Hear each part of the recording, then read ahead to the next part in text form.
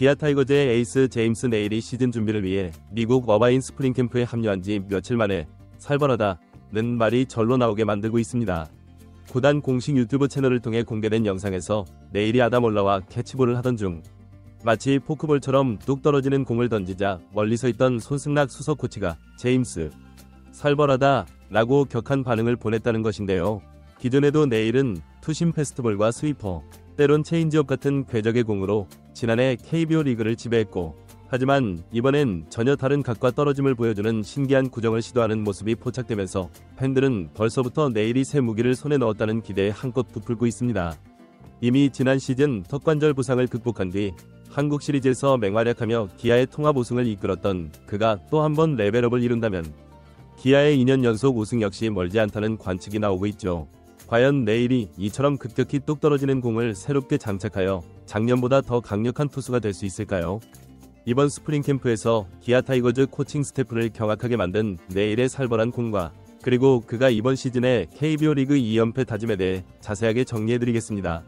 지난 22일과 23일 기아 타이거즈 선수단은 1차 스프링 캠프가 열리는 미국 캘리포니아주 어바인에 출국했습니다. 이범호 감독과 코치진은 다시 우승하겠다는 각오를 내세우며 그레이트 파크 베이스볼 콤플렉스에서 본격적인 훈련에 돌입했죠. 국내 선수들에 이어 제임스 네일, 아담 올러, 패트릭 위즈덤 등 새 외국인 선수도 현지에서 합류해 열띤 분위기를 만들고 있습니다.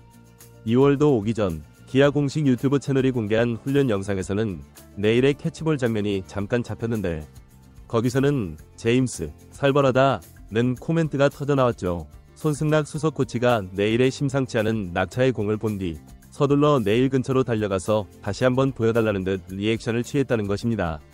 네일이 던진 공은 평소 그가 주력으로 사용하던 투심 패스트볼이나 스위퍼와는 다른 움직임을 보였다는 평가가 나왔는데요.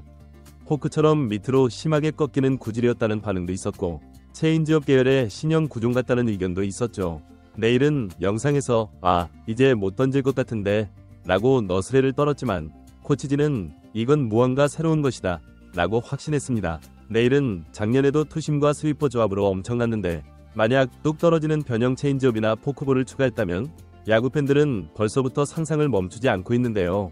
작년 한 시즌만 소화해도 평균 자책점 2.53, 12승 5패, 149.1이닝이라는 경이로운 성적을 낸 그가 한 단계 더 발전한다면 KBO 타자들에게 새로운 공포가 될 가능성이 높다는 계산이 나옵니다.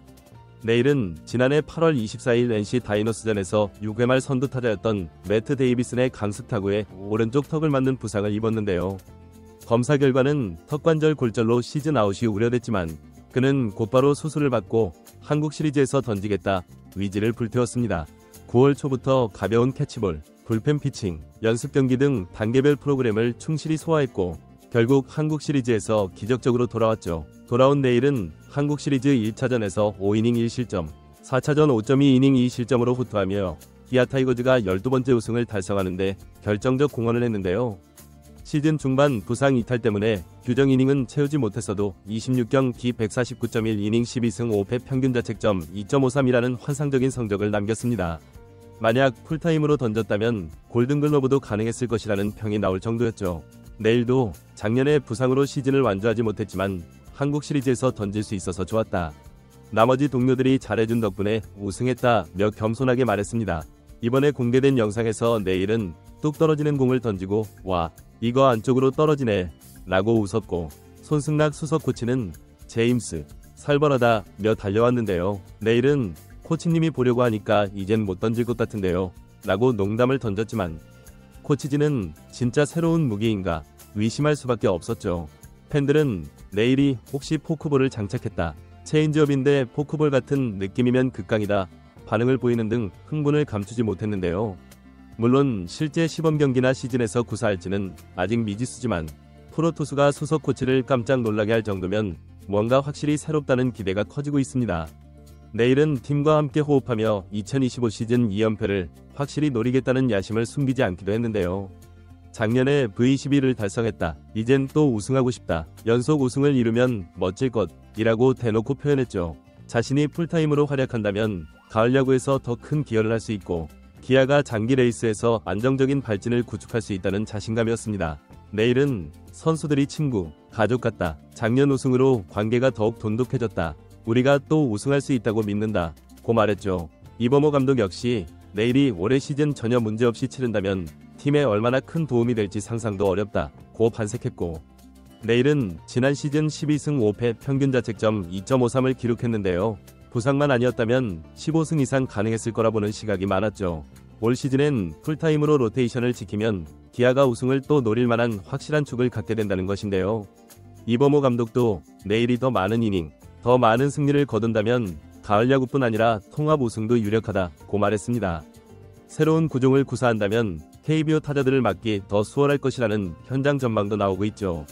기아는 외국인 투수 아담올러, 그리고 토종 에이스 양현종 등이 선발진을 꾸리며 윤영철, 김도현, 황동화 같은 젊은 투수들도 대기하고 있지만 이들 모두 기복이 있을 수 있으니 내일이 일관된 모습을 보이는 것이 중요한데요.